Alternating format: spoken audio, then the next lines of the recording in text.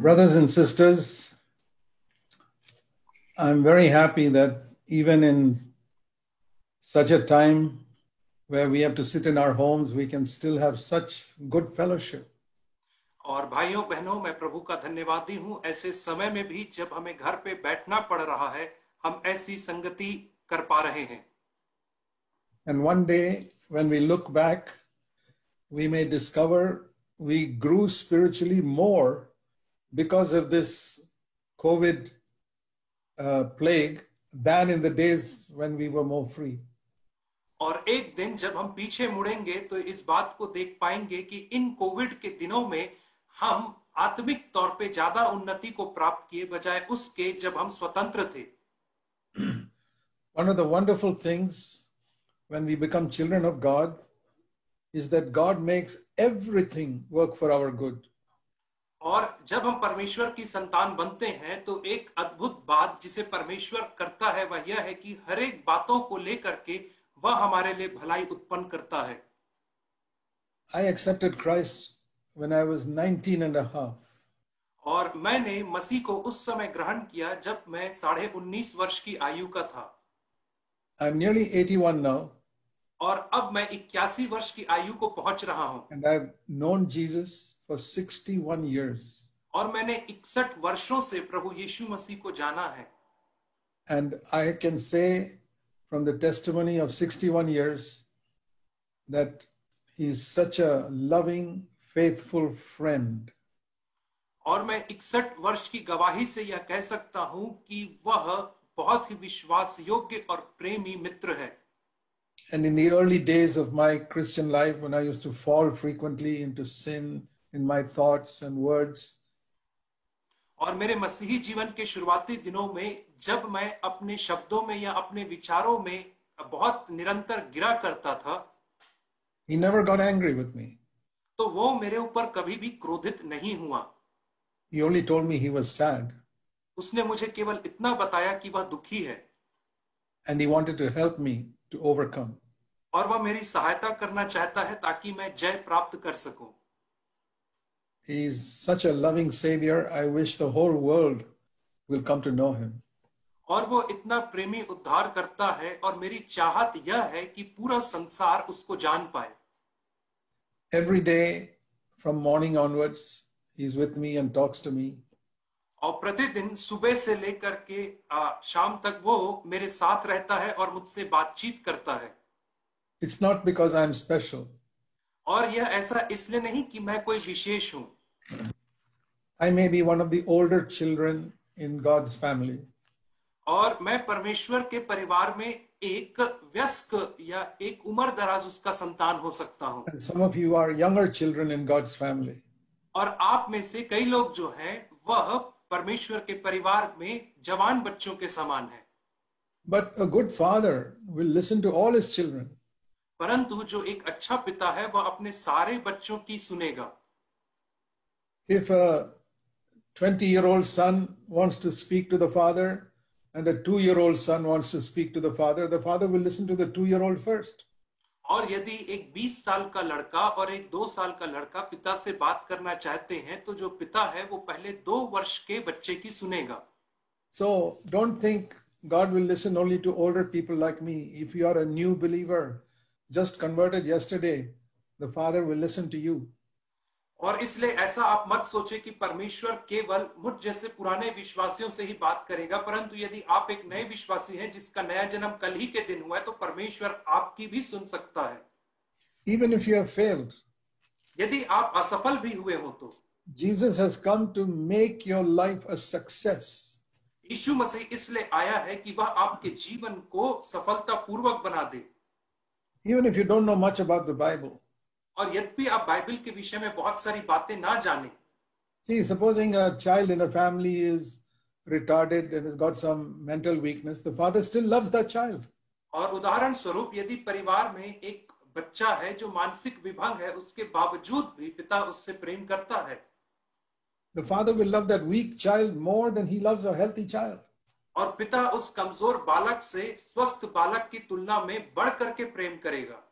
By weakness, I'm not talking about sin. और कमजोरी से मेरा तात्पर्य पाप नहीं है। Sin is not a weakness, it is evil. पाप जो है वह कोई कमजोरी नहीं है, परंतु वह एक दुष्टता है. When I talk about weak believers, I mean those who don't have many gifts. और जब मैं कमजोर विश्वासी कहता हूं तो मेरा तात्पर्य यह है ऐसे लोग जिनके पास अनेक वरदान नहीं हैं. They are not very clever. और वे बहुत बुद्धिजीव नहीं हैं. They are not very educated. और वे ज्यादा पढ़े लिखे नहीं हैं. They don't know much about the Bible. और वे बाइबल के विषय में ज्यादा नहीं ज्ञान रखते हैं. They are weak, but God loves them tremendously. और वे निर्बल तो हैं, परंतु इसके बावजूद भी परमेश्वर उनसे बढ़ करके मोहब्बत रखता है. That is why when Jesus came, he went to the seaside and picked up some unlearned fishermen to be his first disciples. यही कारण है कि जब यीशु मसीह आया तो वह समुद्र के किनारे गया और वहां से उसने कुछ अनपढ़ मनुष्यों को चुना जो उसके अनुयायी बने. There was a big Bible school in Jerusalem, but Jesus never went there to select any of his disciples. और यरूशलेम के मध्य में एक बहुत ही बड़ा बाइबल का विद्यालय था, परंतु यीशु मसीह वहां नहीं गया अपने शिष्यों का चयन करने के लिए. And today also there are many Bible schools. Those Jesus is not calling people from there. और आज भी अनेक प्रकार के बाइबल के विद्यालय हैं, परंतु यीशु मसीह अपनी संतानों को वहां से नहीं बुला रहा है. He is looking for weak people who recognize their weakness. और वो ऐसे निर्बल लोगों को ढूंढ रहा है जो अपनी निर्बलता को ज्ञात करते हैं. Who do not think that they are superior to others and better than others. और जो यह नहीं सोचते हैं कि वे दूसरों से बढ़कर हैं या दूसरों के ऊपर हैं. Are you one like that? और क्या आप ऐसे ही प्रकार के एक व्यक्ति हैं? Then Jesus has come for you. तब यीशु मसीह आपके लिए आया है.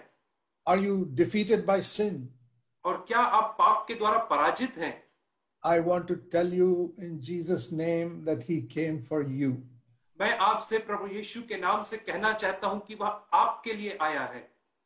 When Jesus came to earth, जब यीशु मसीह संसार में आया, there was a group of people called the Pharisees who knew the Bible very well. और उस समय एक समूह के लोग थे जिन्हें फरीसी कहा जाता था, और ये लोग बाइबल में एकदम निपुण थे, ज्ञाता थे. They used to look down on others who did not know the Bible. और वे उन लोगों को निचली दृष्टि से देखते थे जो बाइबल को नहीं जानते थे. And they were very proud of themselves. और वे अपने विषय में बहुत ही ज्यादा घमंड रखा करते थे. When they prayed in the temple, they would pray, Lord, I thank you that I'm not like these other sinners around here. और जब वे मंदिर में प्रार्थना करते थे तो वे कहते थे कि प्रभु मैं तेरा धन्यवाद करता हूं कि मैं इन पापी व्यक्तियों के समान ऐसा नहीं हूं. You know what Jesus said to them? और आपको मालूम है यीशु मसीह ने उन लोगों से क्या कहा? I want to read a verse in Matthew chapter 9 and verse 11. और मैं आपके सामने एक वचन पढ़ना चाहूंगा जो पाया जाता है मत्ती रचित सुसमाचार 9वां अध्याय और उसका 11वां वचन.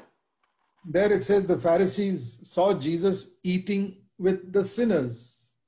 और वहां पे लिखा है कि फरीसियों ने देखा कि यीशु मसीह पापियों के साथ भोजन कर रहा है. Now, the Pharisees would never go and eat with sinners because they thought we will defile ourselves if we eat with them. और जो फरीसी थे वे कभी भी जाकर के पापियों के साथ भोजन नहीं करते थे, क्योंकि उनका यह मानना था यदि वे उन लोगों के साथ भोजन करेंगे तो अशुद्ध हो जाएंगे.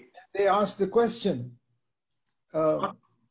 asked the disciples, why is your holy teacher eating with such sinful people?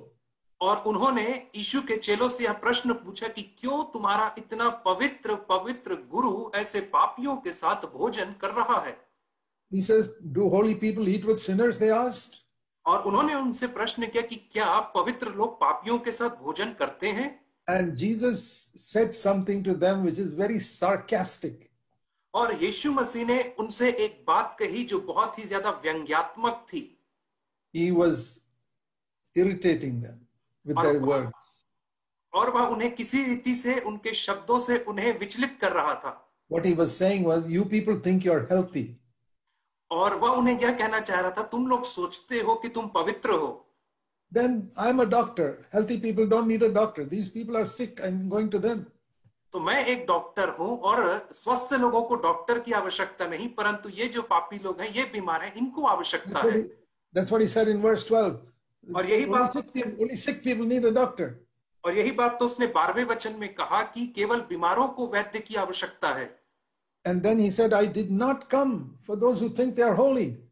और उसके बाद वह कहता है, मैं उसके लिए नहीं आया उन लोगों के लिए जो अपने आप को पवित्र मानते हैं। Verse 13, I came for sinners. और 13 वचन में लिखा है कि मैं पापियों के लिए आया हूं। But I came to call such sinners to repentance. परंतु मैं ऐसे पापियों को मन फिराव के लिए बुलाने के लिए आया हूं। Not for them to live in their sin. और इसलिए नहीं कि वे लोग अपने पाप में जीते रहें। He came to save them, just like a doctor comes to a sick person to save him from his sickness. और वह उन्हें उनके पापों से बचाने आया, ठीक वैसे ही जैसे एक डॉक्टर बीमारों को उनकी बीमारी से बचाने के लिए आता है। So Jesus also said he came to save sinners by turning them from their sin. और वैसे ही यीशु मसीह ने कहा कि वह पापियों को उनके पाप से फिरा करके बचाने के लिए आया।